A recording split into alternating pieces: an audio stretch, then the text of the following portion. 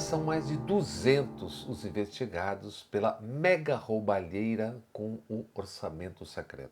Desde 2015, foram 200 bilhões de reais gastos com emendas parlamentares. Entre os mais de 200 suspeitos e suspeitas investigados estão, além de deputados e senadores, prefeitos, empresários, intermediários, lobistas, etc. Em 19 de dezembro de 2022, o Supremo Tribunal considerou inconstitucional o chamado orçamento secreto. E com o voto da relatora ministra Rosa Weber e aprovação do plenário, o pé na porta da farra com as emendas RP9, emendas de relator. Ainda em dezembro de 2022, na transição de governos, o que hoje é percebido como erro, um grave erro. Para o orçamento do ano seguinte, 2023, foram incluídos, devolvidos ao Congresso 21 bilhões e meio de reais para emendas individuais e de comissão. Só lembrando, é o executivo, como diz o nome, que executa o orçamento, não o Congresso. Mundo afora é assim.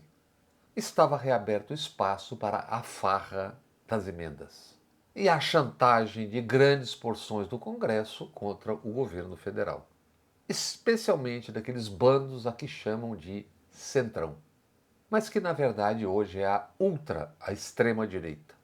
A 1º de agosto de 2024, o ministro Flávio Dino, do Supremo Tribunal Federal, decidiu: emendas PIX, uma das modalidades de emendas impositivas, só poderiam ser liberadas pelo governo se cumpridas as exigências de transparência e rastreabilidade.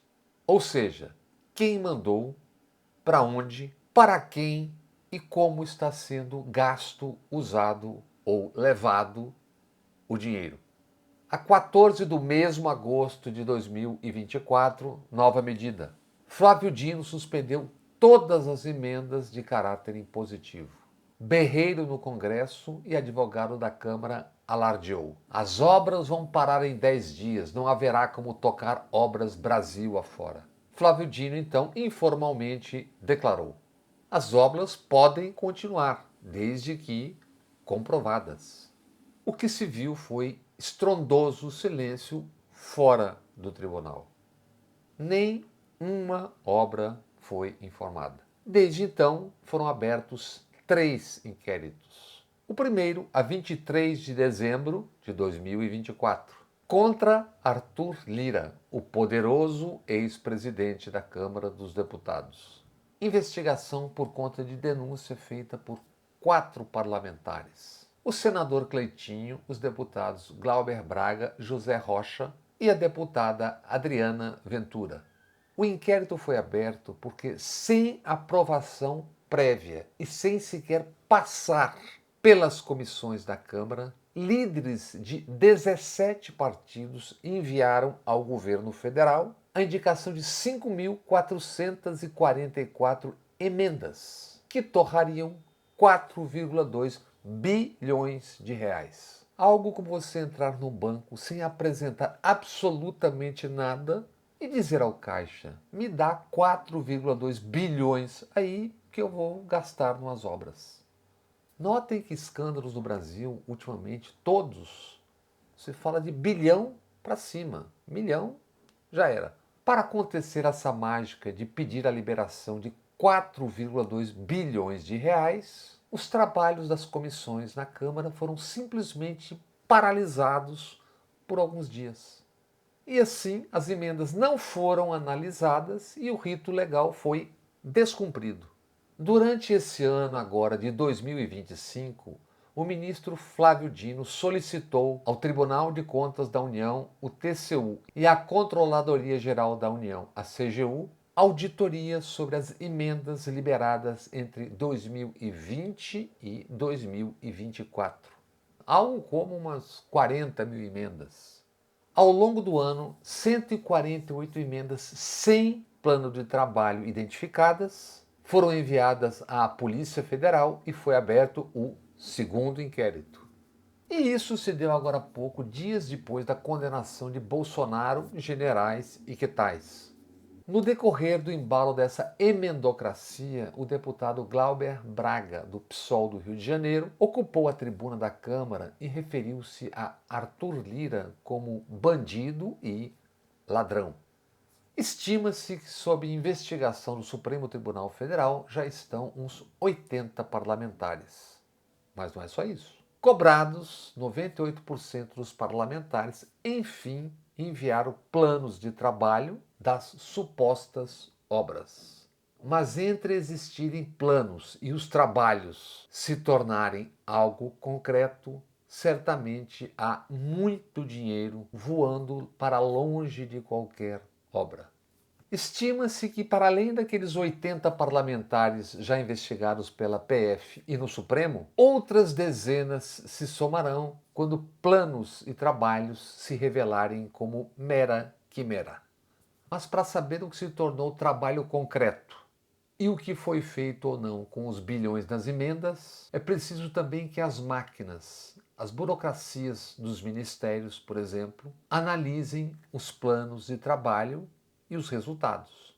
E já é perceptível por quem investiga a enorme falta de vontade, um certo estado de leseira. É o não enxergar, não ouvir, não comunicar sobre milhões ou bilhões sumidos que possam trazer algum risco para um futuro tranquilo das burocracias. Há ainda um terceiro inquérito, este a pedido da Controladoria Geral da União, investigado os 10 municípios que mais receberam emendas, para se saber o destino da verba das emendas. A cidade de São Paulo respondeu e está ok. Mas 9 dos 10 municípios estavam irregulares no uso do orçamento secreto. E a pedido do ministro Flávio Dino, já estão nos inquéritos abertos na PF a partir de informações da CGU. Para que a gente possa entender um pouco as dimensões disso chamado orçamento secreto. Imaginem, por exemplo, um estado dos menores, com 18 deputados federais e os habituais 3 senadores que cada estado tem. Cada um dos 18 deputados recebendo 100 milhões de reais por ano e cada senador recebendo por ano 300 milhões em emendas. Essa soma, ao final, dá para esse estado 3,3 bilhões de reais por ano. Isso à parte os investimentos feitos pelo governo federal, pelo governo estadual, pelo governo municipal. Isso é para os senadores e deputados gastarem supostamente em obras. E uma outra dificuldade no momento. Como se sabe, entre tantos feitos e defeitos que contaminaram o sistema de justiça, a Lava Jato grampeou telefones ilegalmente.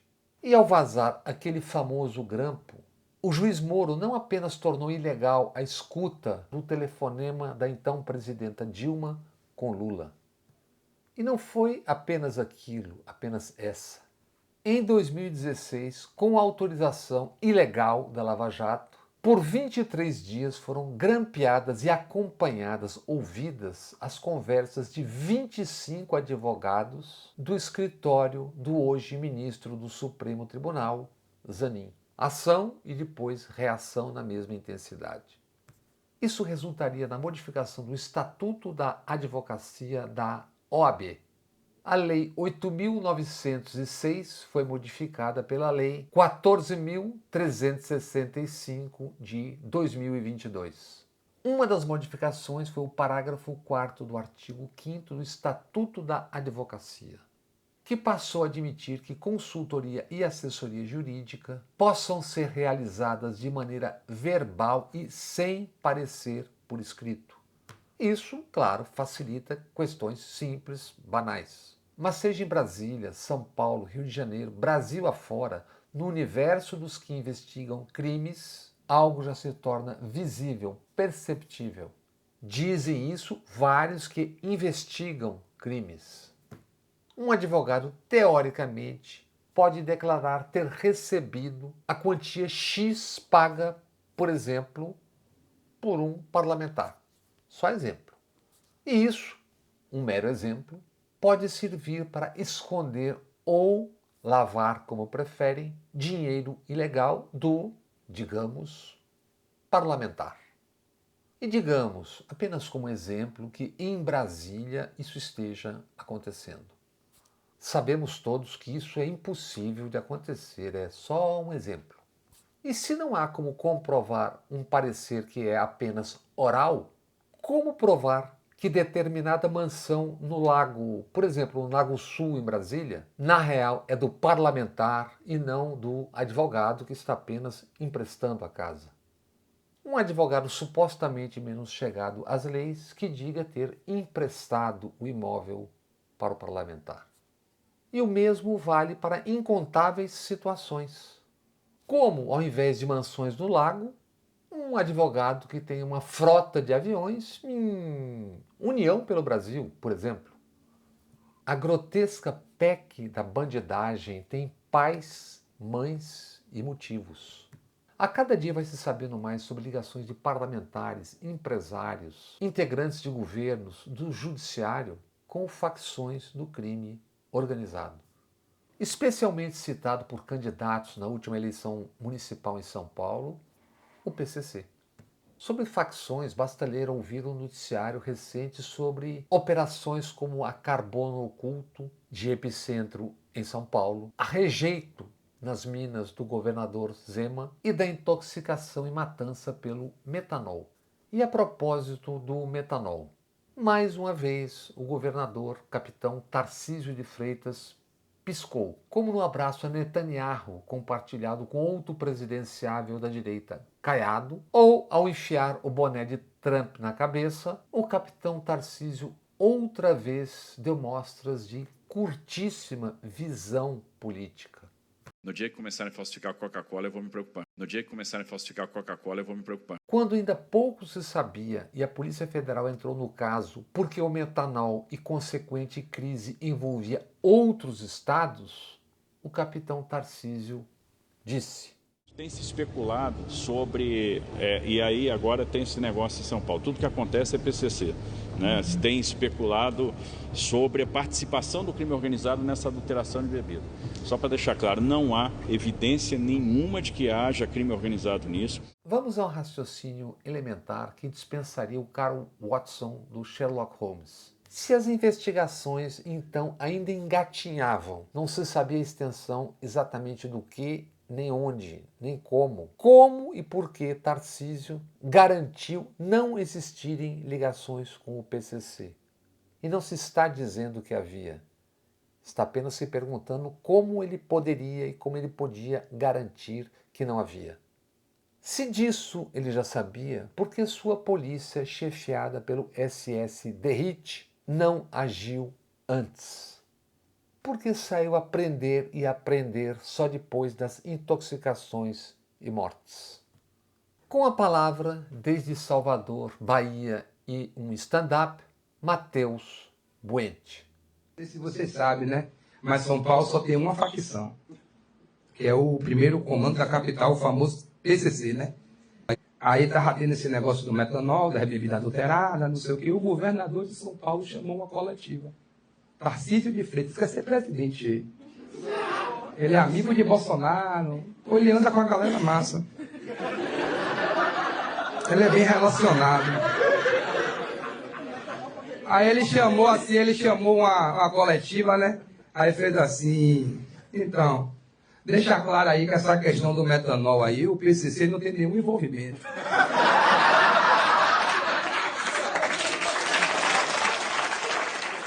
E nesta segunda-feira, os presidentes Lula e Trump tiveram mais uma aula de química, ainda não presencial.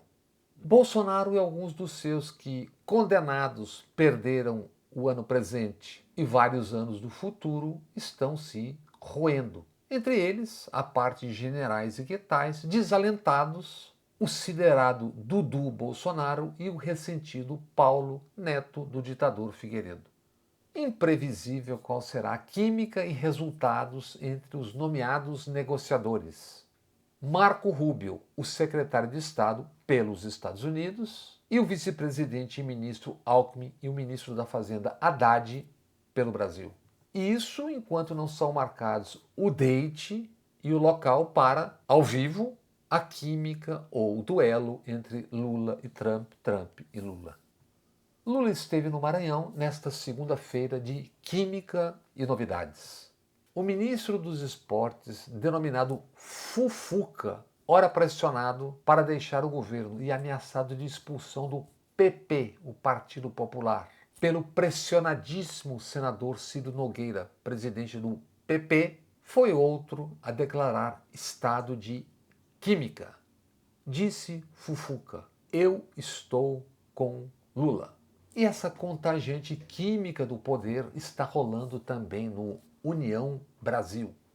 46 dos 59 deputados do União Brasil assinaram carta pela permanência do deputado Celso Sabino como ministro do Turismo. Compreende-se, às vésperas de um ano eleitoral, como trocar o ministério por um Rueda em parafuso com aviões que anunciam ser do PCC. Ainda em São Luís, no Maranhão, em entrevista, Lula contou ter pedido a Donald Trump para que seu secretário de Estado, Marco Rubio, converse com o Brasil sem preconceito. Disse Lula, aspas, porque pelas entrevistas que ele, Rubio, deu, há um certo desconhecimento sobre o Brasil. Já Trump disse que virá ao Brasil em algum momento. Em rede social, Donald Trump escreveu: foi um bom telefonema, gostei muito da conversa, nossos países vão se dar muito bem. Estaremos juntos, tanto no Brasil como nos Estados Unidos. Aguarde-se o date e os desdobramentos. Seguramente com muita plantação até o momentoso evento. E falando em plantação, o capitão governador Tarcísio de Freitas fez sua base na Assembleia aprovar a venda de 720 mil hectares de terras públicas devolutas e com até 90% de desconto. A real, segundo as denúncias, é que isso é a legalização de terras griladas por barões e baronetes. E legalização não para um projeto de trabalhadores sem terra. Grande parte destas terras está no Pontal do Paranapanema, no oeste, e outras São Paulo adentro. 720 mil hectares são 7,2 bilhões de metros quadrados. O estado de São Paulo tem 5 mil famílias sem terra. Imagine manchetes e o estrondo se famílias sem terra ocupassem não os 7,2 bilhões de metros quadrados, mas uns escassos 7 quilômetros quadrados.